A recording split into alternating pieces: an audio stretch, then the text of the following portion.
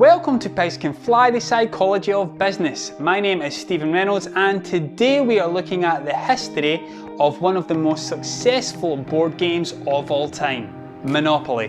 In keeping with the theme of the game, its background is as sinister, backhanded and capitalistic as the game itself. Here is the story of how the game came to be. In 1932, Charles Todd invited his childhood friend Esther Darrow and her husband Charles Darrow round for dinner.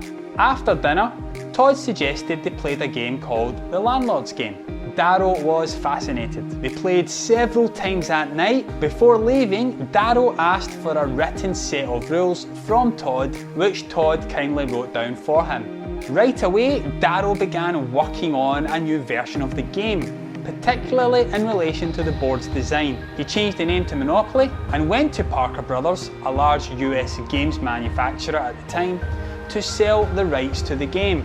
After a presentation, Parker Brothers decided they weren't interested, claiming it's boring and people won't understand it and it takes too long.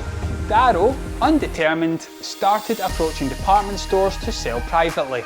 It was a success. The game started flying off the shelves. Eventually Parker Brothers approached him to make a deal. From there, Darrow went on to become a millionaire, making royalties on every game sold.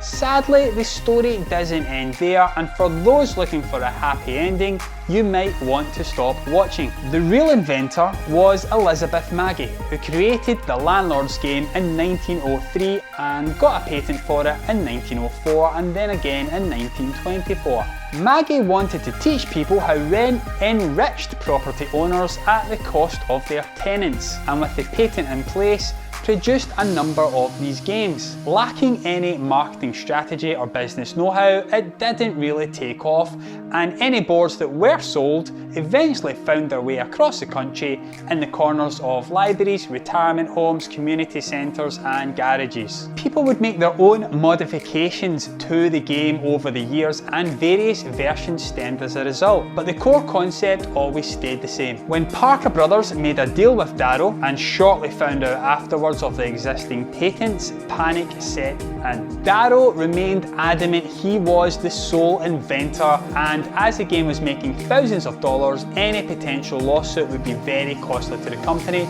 and lucrative for Magie. Magie, however, was unaware of what was happening, so when she was approached by Parker Brothers with an offer of $500 to buy her patent and produce a small number of the boards, she was delighted. As time progressed, Magie had realised what had occurred and was beyond angry. As Darrow basked in his fame, wealth and success, Parker Brothers buried any associations she had with the game, and Darrow continued to reap the rewards. It wasn't until 1973 when an academic who was being sued by Parker Brothers for an anti-monopoly game he created uncovered the real history and truth. As for Magie, she died in 1948, a widow with no children, no wealth or credit for a game she invented and worked on for over 20 years. She worked until the day she died, known only to her colleagues as an elderly typist who talked about inventing games.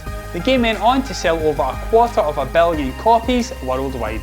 If you have enjoyed this video, please do like, comment or subscribe to show your support, or check out one of our other videos. Thanks for watching, see you soon.